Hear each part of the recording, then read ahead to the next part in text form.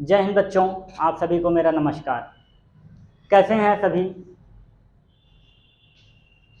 आवाज़ सबको सुनाई और दिखाई दे रही है? कैसी चल रही है सबकी पढ़ाई लिखाई? सर ये वर्ड ना कहिया करिए आप, पढ़ाई लिखाई। क्यों? पढ़ना पहले है, लिखना बाद में है, यह आप ध्यान रखिएगा। लेकिन अगर आप इस चीज़ को उलट फेर इसमें अगर कर पाएँ कि हर चीज़ को लिख के तब आप पढ़ें, जब आप चीज़ों को लिख के पढ़ेंगे तब आपकी जो समझने की क्षमता होगी वो आपकी डेवलप होगी धीरे धीरे, लेखन कला भी आपके अंदर आएगी। इस बात को आप ध्यान रखिएगा। तो आवाज़ आपको सुनाई दे रही, दिखाई दे रही है? आवाज़ दिखाई नहीं सर, सुनाई देती। चलिए वही जो कुछ भी है। पिछली क्लास में हमने पॉलिटी के 4 पार्ट को क्लियर कर लिया। पिछली क्लास में बात की थी हमने फंडामेंटल ड्यूटीज की, कि हर व्यक्ति की ड्यूटीज क्या है, कि उसका कर्तव्य क्या है, हर व्यक्ति का जो भारत में रहता है, जिसको भारत की नागरिक है, उसका क्या क्या कर्तव्य है। उसी चीज़ को हमने पिछली क्लास में बात की। आज पॉलिटी का एक नया चैप्टर शुरू होने वाला है जिसका नाम है यूनियन, संघ जिसे आप बोलते हैं। पार्ट 5 भाग 5 की चर्चा करेंगे हम आज।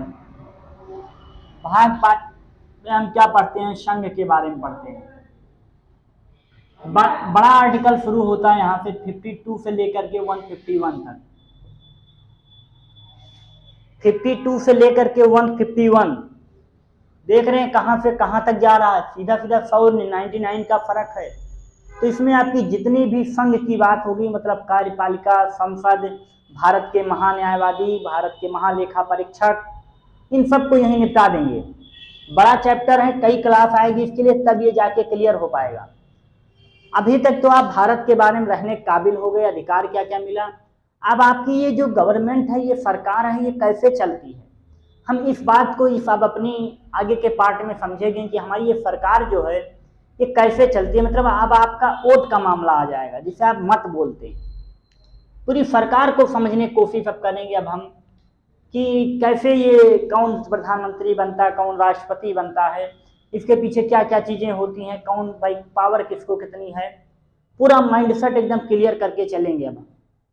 एकदम आपको मज़ा आने वाला है अब आगे की क्लास में आपको। तो आज हम केवल यही समझेंगे कि ये राष्ट्रपति संघ क्या चीज़ है, एक पूरा ओवरव्यू लेंगे हम आज थोड़ा सा। चलिए, तो इस ओवरव्यू में अगर हम सरकार को समझना चाहते हैं तो एक छोटा सा एग्जाम्पल हमारे पास है जिसको आज हम बताएंगे कि क्या है।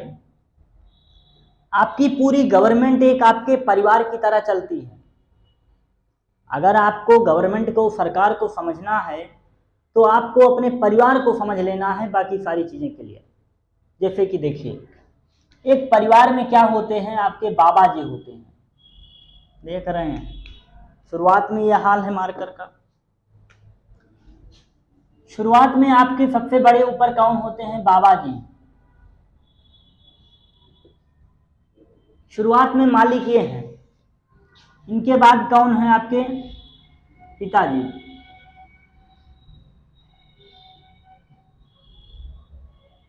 तो ये आपके बाबा जी क्या है? सेंट्रल गवर्नमेंट के राष्ट्रपति हैं। बाबा जी क्या हैं? राष्ट्रपति हैं। पिताजी आपके क्या हैं? प्रधानमंत्री हैं। केवल समझना है आपके पिताजी हैं या नहीं है मुझे नहीं पता। बाबा जी राष्ट्रपति, पिताजी प्रधानमंत्री। जो हम सब आपके, जो उनके बच्चे हुए,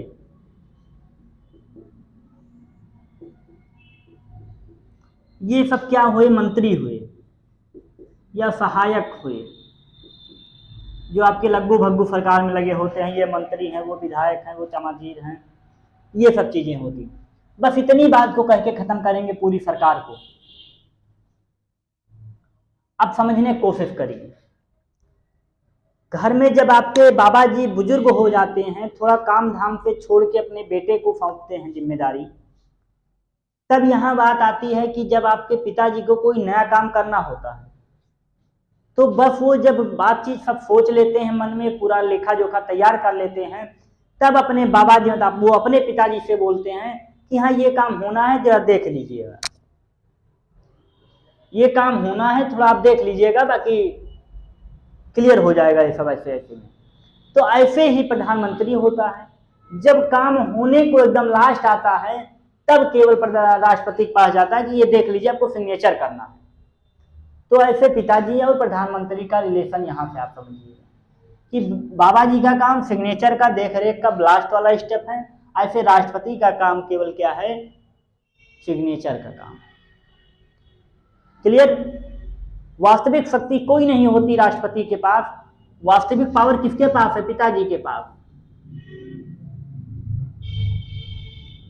वास्तविक शक्ति अगर देखी जाए तो यहाँ है, इनके पास केवल क्या है, संवैधानिक पावर है, जो साइन करने की पावर है। तो हम उम्मीद करते हैं कि आपकी बात यहाँ पे एकदम क्लियर हुई होगी। और पिताजी किसके सहायता से काम करते हैं, हम सब जो बताते हैं, घर इस तरह बनना चाहिए, ये घर यहाँ लेना है, ये काम इस तरह करना है।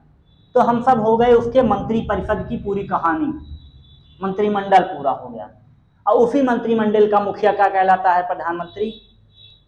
तो पिताजी आपके मंत्रिमंडल के मुखिया हो गए, वो क्या कहलाएंगे, आपके प्रधानमंत्री कहलाएंगे। अब चलिए हम थोड़ा आते हैं अपने संविधान की तरफ पे।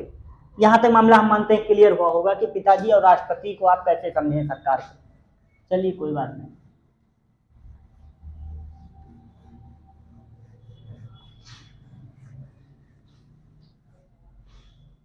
अब हम बात करते हैं कि हम क्या पढ़ेंगे।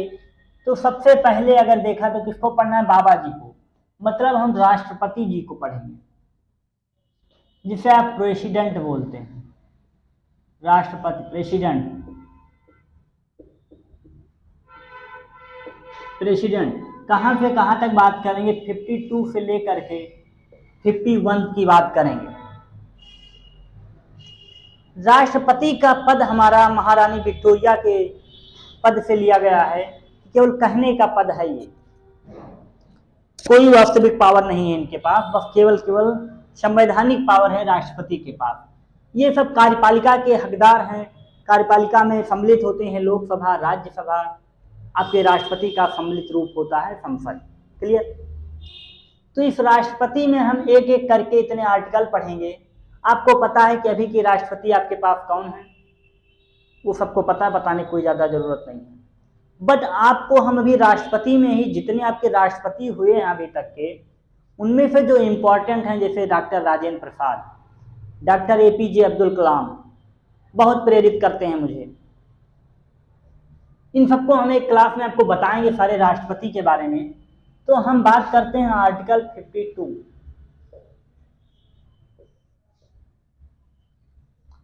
ज़्यादा आर्टिकल आज नहीं होगा, केवल 2-3 आर्टिकल की बात करेंगे आज। आर्टिकल 52 की बात करते हैं कि भारत का एक राष्ट्रपति होगा। भारत में पद की बात की गई है, उसको याद करने की एक छोटी सी ट्रिक है जो हमने कहीं ना कहीं पढ़ी है, उसको आपको बता देते हैं। पकानी कोका दुयो दशम।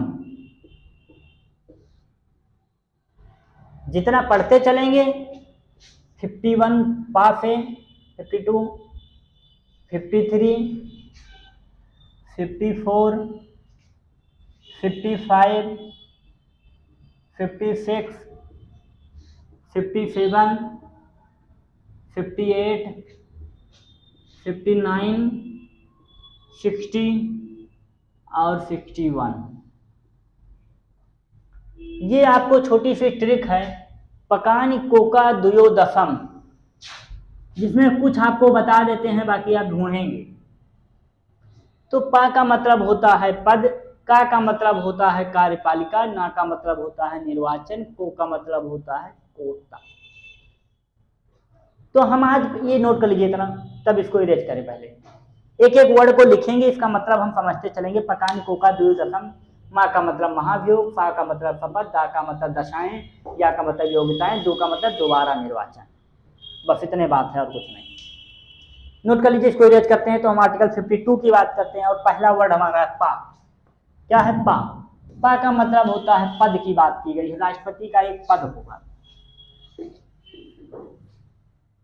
आर्टिकल 52 में क्या बताया गया? आर्टिकल 52, भारत में एक राष्ट्रपति होगा, एक राष्ट्रपति होगा, भारत में एक राष्ट्रपति होगा। मतलब पद की बात की गई है, किसकी? पद की बात।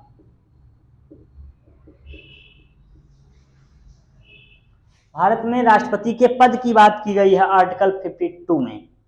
आर्टिकल 53 में बात करें तो संघ की कार्यपालिका की शक्ति राष्ट्रपति में निहित होगी। मतलब अगर 53, देखिए कितनी अच्छी बात बोला, लेकिन 53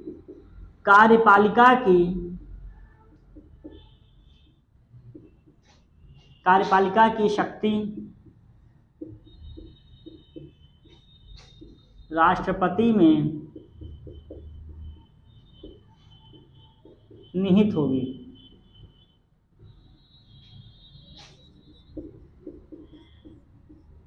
कार्यपालिका की शक्ति राष्ट्रपति में निहित होगी। बात तो उनको दी गई पावर, लेकिन यहां उन्होंने नहीं ऐड किया कि वास्तविक शक्ति या संवैधानिक शक्ति। राष्ट्रपति में कार्यपालिका की शक्ति तो निहित है, पर उसमें वास्तविक शक्ति की बात नहीं की गई हमारे राष्ट्रपति में। तो राष्ट्रपति को हम फूफा जी भी बोल सकते हैं एक प्रकार से, कि फूफा जी का काम कब लगता है घर में? अरे भैया, जब लड़के की शादी करानी हो, बरपक्ष को जो कराते हैं फूफा जी, वो काम होता है केवल, बाकी फूफा जी काम कहीं नहीं है।